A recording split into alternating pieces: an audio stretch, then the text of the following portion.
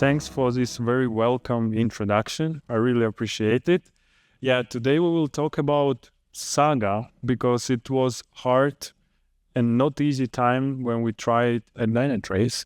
So about myself, I don't know, something which not mentioned. I'm Andrii. I'm originally from Ukraine. And I live in Vienna, very nice, beautiful city. Highly recommend to do some city view next few days. And you can find me. And I do CrossFit. Just in case you want to talk to me, you can find me. Okay, so you're lucky audience because we will have a little bit demo. I like demos. And I have a question to all of you guys. Have you ever seen this error message in your life? Raise a hand. Okay, yes, it's the right audience. Nice. So this is like a format error message, which is a bit confusing, but let's go deeper a little bit.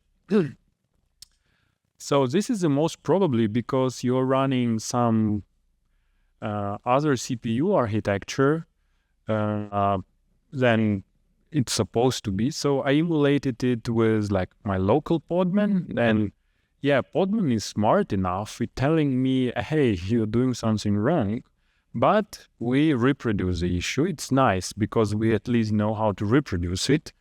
Okay, what next? But when you're on Kubernetes environment, Kubernetes is not so smart enough. It will just crash loop and we will become very sad. And if you try to get logs from this pod, you will see, okay, what the fuck is this exec format errors? Like, very confusing. And a small disclaimer, like motivation to this talk, I work at Dynatrace operator team. Here's some of my colleagues. And we need to support lots of architectures. That's why this problem is very important to us, but not only for us and maybe for you. So I believe you will learn today something new. But before, let's a little bit discuss what is container images, like basics. So if you have been using Docker and Kubernetes, you're most likely familiar with idea of container image. So let's explore a little bit how it looks like, so what it contains and how to build them. So generally speaking, image has two parts. It's a root file system and bunch of configurations. So easy peasy. And if you want to inspect it, I have a small example. We can download like Alpine mini rootfs, for example. And if we extract it, if you want to hack a little bit containers without Docker and Podman, you will see that it just has the same structure as normal Alpine. It has bin folder, etcd, etc., ATS, sorry. And if you go deeper, you will see just a bunch of binaries and nothing special. But this format is, but if you try to have a bundle, which is like, I just downloaded an image, extracted it, and converted it to OCI format to be more like precise. So you will see, as I mentioned it's a rootfs, and it has like a config.json, and it has these layers. You probably saw it when you build it, it's layers. So by the way, that's why if you try to put into your image some secrets, it's not a good idea because you can easily find them in layers in a text form. So before we go a little bit deeper, let's do this quick demo, like find a file architecture for bins. Like you have a binary and how to find architecture. Okay, maybe someone knows how to do it. Just raise a hand and tell me. I will try. Yes? Let's see. No? If I buy you a beer, maybe you will be more motivated. Okay. So, like what I have, I did a little bit, is it big enough? Good. So, what I did, I downloaded Alpine image, but for AMD64 architecture, but my local machine is MacBook, which is ARM, and I can show you it easily. Even inside, I'm using VirtualBox and Vagrant, it's still ARM. So, and yeah, I still have this image, but I just downloaded it. So, and if you try to investigate like the problem, you can see, okay, let's get like BusyBox binary, and yeah, it's very easy. There's a command file. If you type it, it will tell you that, okay, it has this else format for compiling binaries. And then if you do like, I remember one, I have a history, I think it's else, yeah, read else, and it will print us like some else information. But what we are looking for is like, okay, what is the architecture? So this binary has been built for different architectures. So if I try to run this binary on my machine, it will not work. It's just like a quick explanation where this exec format error comes from. It will help us in future to understand when we try to build some containers or images. So if you, like many people, have come from Docker world, yeah, we know how to build images. We have a Docker file, container file. It has some list of instructions, and yeah, we build an image, and then kind of we can back all this information inside, like environment variables, maybe port number, user, run, etc. Today I will show you mostly about building images using these three tools. You still can find another tools to build images, but these three I think the most popular. And Docker, I think you know it. I don't need to tell anything about it, but I will focus a little bit more about Podman and Buildah. Reasonable question, why and what's the difference? For someone who don't know, Podman and Buildah is like two like similar projects. They both open source, but they try to solve different problems. Buildah tried to specialize in building these OCI images and mostly like replicate what you have inside Docker file. Especially it's useful when you don't have a Docker file. So imagine you can build an image, but you don't have a Docker file or like container file. But Podman is more like try to emulate or focus on something like replace Docker and maintain these OCI images. When I say OCI, it's like a standard. So there's like Open Container Initiative, which was formed based on what has been done when Docker, like from the era of the Docker, and they try to make it like standardized, so anybody who can implement the like RFC standard can work, and we don't have one like tool for everything. So okay, let's return back enough theory, just highlight it a little bit. Okay, so let's focus basics, like we have a single platform image. What does it mean? So my host architecture, as I told you, AMD64, and let's just build simple image based on Docker file, which has two lines, from Alpine and print uname to the file. So then when I run it, you can see I can prove that it's x64 architecture. But the problem is, not only operators should support many architectures, also developers in our team has MacBooks, someone has Linux, we have different architecture, and we have different Kubernetes clusters. So we should need to debug and deploy and test operator in this combination. So usually my setup is ARM and Kubernetes has like AMD64. So, and now we are slowly moving to, okay, what is a multi-architecture image? So Docker has this concept when you can build these images, which means you can tag single image. It's important. You can tag an image, but it will include multiply architectures, which is nice. You just type like pool something like Golang 125, and it will decide which one you need. So, and pull it depend on your local architecture. But we all know with rise of ARM 64 machines, we need to create this multi-architecture images is like more frequent. It's become a problem. So this rise of chips over last like few years has been remarkable. I have some source where it's driven by this energy safety, AI also influence it, also mobile devices.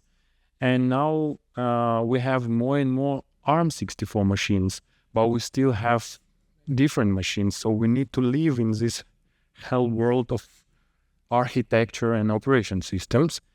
And it's not only hype based on article I posted.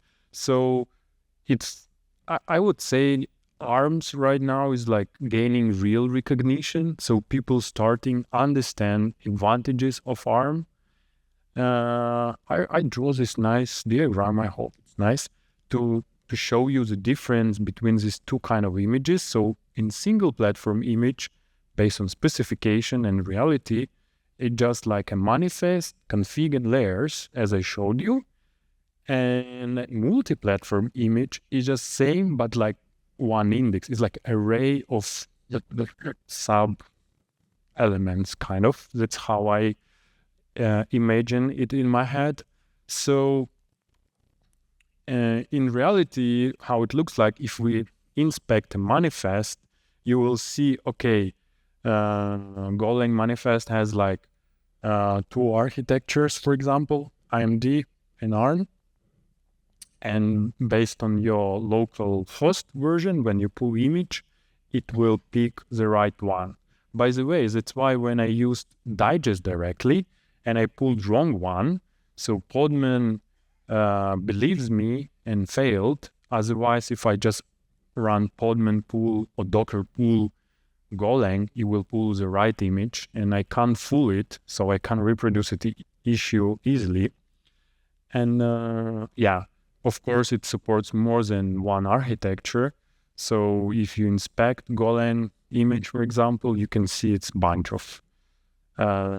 You can do the same with Docker manifest inspect. Again, remember I told you Podman tried to replicate. So if you come from Docker to Podman, you most likely know what to type, which is nice. Returning back to our Saga, originally we built and distributed operator using Docker, but then licensing come and we decided to switch. And our exec traditional approach was okay, we build image for specific architecture one by one, and then we push it to the registry. So your registry has one tag per architecture, which is a little bit redundant and useless. And then you can pull all these images and create one manifest, combine all of them, and then you push manifest and make this image work as Golang 125, based on customer or user architecture. So we switched to Podman very quickly. Makes sense. And it worked on my machine well. But it did not work on our CI system. Why? Because Ubuntu runners has, if you're from GitHub Action world, you understand what I mean. But long story shortly, Ubuntu has very old Podman version, and upgrade it is a bit tricky. Podman is not Docker. So yeah, it simulates, but it's not 100% compatible. As I show you, this traditional approach, when you push and pull images, requires you to share Docker images between steps, which is overkill, because if image is few hundred megabytes, you need to put it here and there. It's a bit timing. But let's go deeper a little bit. What we can do to like improve our previous approach, but with existing tools. Then we found, okay, with Podman, you can build images for many platforms in one go. And like, oh, nice, that's what we need. Let's do it. And how it works, I will show you a little bit. So if you do it and push it, you will see it's a screenshot from my Docker Hub project. So you will see, okay, I pushed an image and it has currently supported like 2 architectures. So we did everything right. Same you can do with QA. It's different registry, but the same idea. Okay, cool. How it works? Like magically? No. There is a project QEMU. If you don't know what QEMU does, like what Podman does, when you specify many architectures, and if first architecture match with your host architecture, it will build an image. Second one does not match, it will use QEMU as a dependency to emulate the architecture they don't match, and then it will try to build it. And in majority of the cases, it works if your Docker file is simple enough. And of course, emulation will inherently slow down your build time, especially if you try to build something complicated like OpenSSL, for example. And yeah. Next, we found that like we need properly annotate our images. For someone who don't know what is annotations, it's just like descriptive metadata of your images. So you can use this annotation like to put some useful information like owner, I don't know, Git version, architecture, whatever. And also there's the labels, but labels are very similar. They kind of overlap a little bit. Yeah. And of course, there's a special format for it. So how it looks like in practice here. So if you inspect image, you can find 2 levels of annotations. 1 level per specific image, let's call it. And the one is like high level for entire thing. And if you want to do it, yeah, so there are different levels. So how to add annotations? I mean, it's very easy. You just, when you build an image, then when you create a manifest, you can annotate with top level. And then when you add these images, you can then annotate level 2. It's a bit unclear, to be honest, but then you will have this full annotation level. So you need to figure out, when you do it with Docker, it's a little bit different semantics. With Podman, I found it a little bit unclear. So I just like figure out it by trying a lot. So, yeah, same like stuff.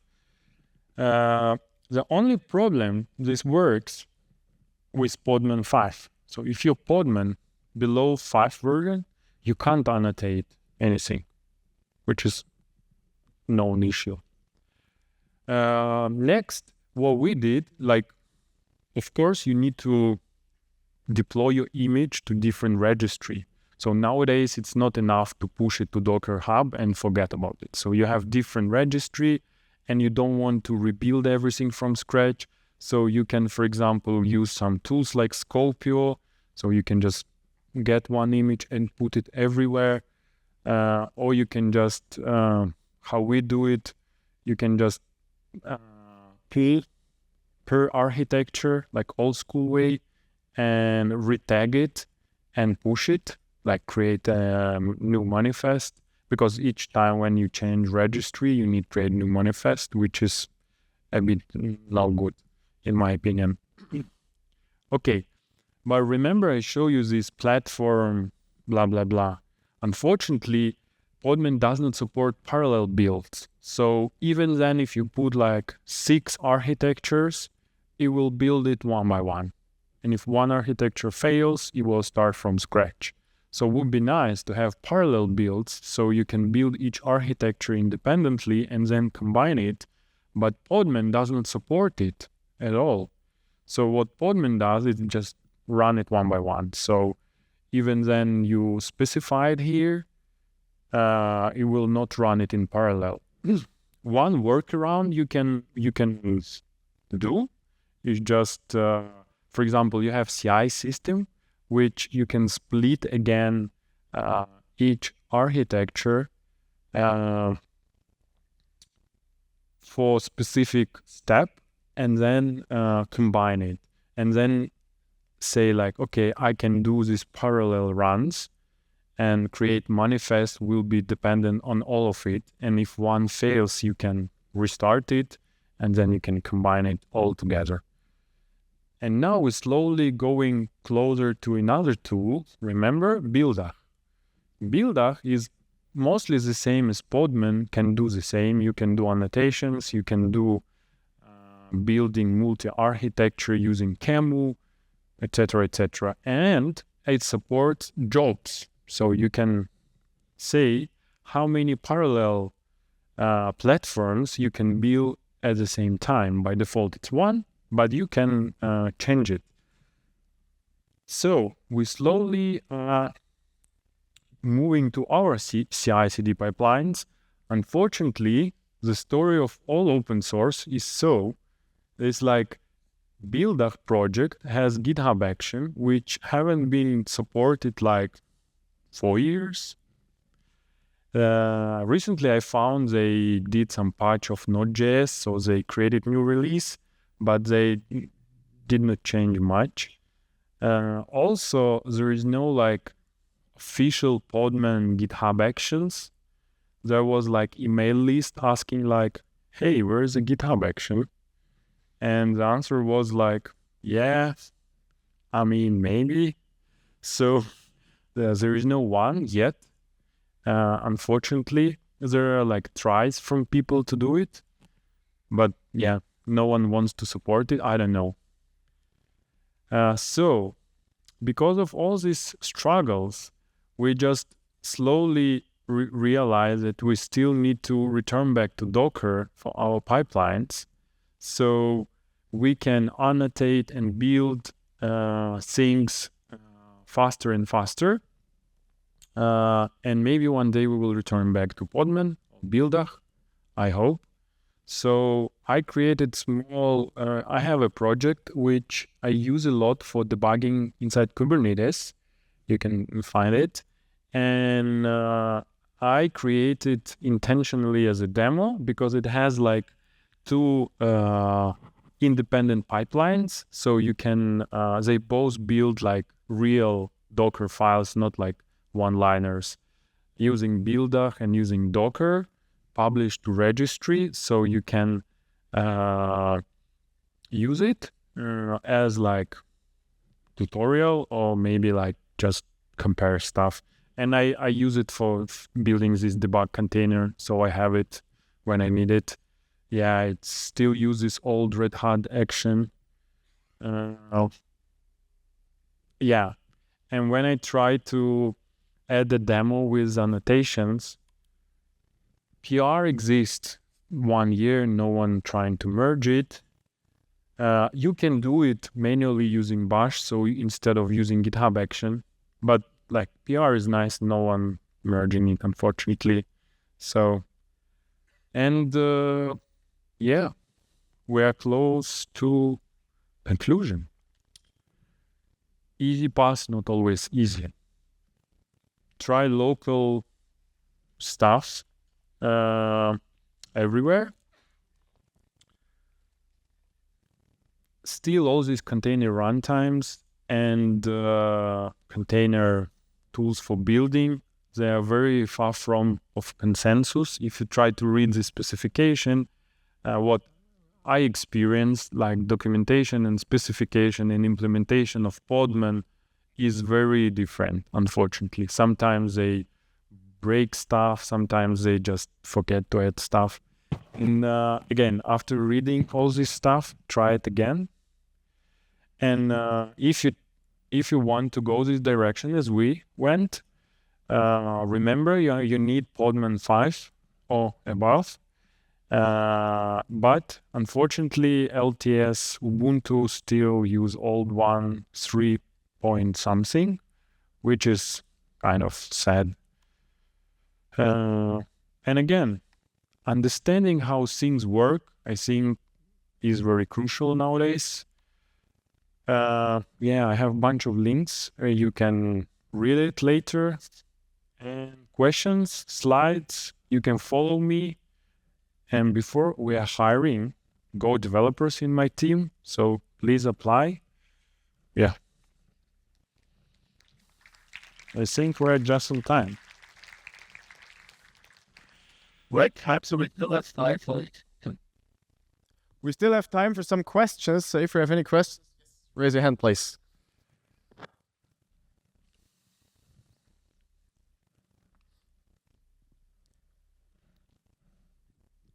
Hi, thanks for sharing your journey with the multi-architecture builds. Really interesting. I have two small questions. The first one is the manifest that you showed, where you basically can link multiple Docker images. Yes. Couldn't you just have like two, when you have two images, This right? sorry, when you have two images of the same architecture in there, Yes. You can. what would Docker do? Would it pull the first one, the last one, the random one? Oh, interesting. I think it will just pull the first one. I think it just uses special. Let me find. Yeah. So can you see it? So see, it has this architecture special field, which describes from the specification. So you can't override it. So it's not the field you can change. And like if you have many, you will, it will get first one. I mean, I need to check. It probably depends on the implementation, but just And first one. and I mean, in theory, there's nothing really preventing the ARM version from containing something completely different from the x86 version, right? The one could be an Nginx container, the other one could be, I don't know, Apache. Oh yeah, of course. So, and do you know if there's anything planned from like the OCI side to have some kind of guarantee that, that you have some kind of repeatability, that no matter on which architecture you run, you're going to get the same software? Yeah, it's interesting question. I will try. I don't know the answer because it depends. Maybe they have some security checks, like not security, like prevention. But I need to try. And the last question I had is, when I did this whole multi-arch building in the past, I'm sure you know, then sometimes you need to download some tools. And in the URL, you will have like the architecture. Yes. So in your Docker file, you get from the runtime environment, you get the architecture that you're running in. Yes. But for example, it will tell you ARM64. But some other software calls it AR64. Some other software calls it ARM-v8 and so on.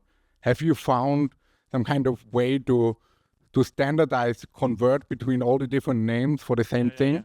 I think there's usually in our bash scripts, you have this, depends on where you run it, but if you use this uname -p, so it will gives you the name. But of course, if a destination has a mess up with names, you need kind of logic to cover it. It's out of your control.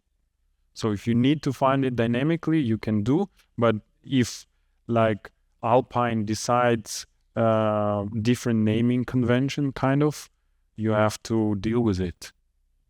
Okay, so then you just do like a text replace or whatever. Okay. Thank you. All right, I think we have still time for one more short question. Yeah. Fortunately, don't see.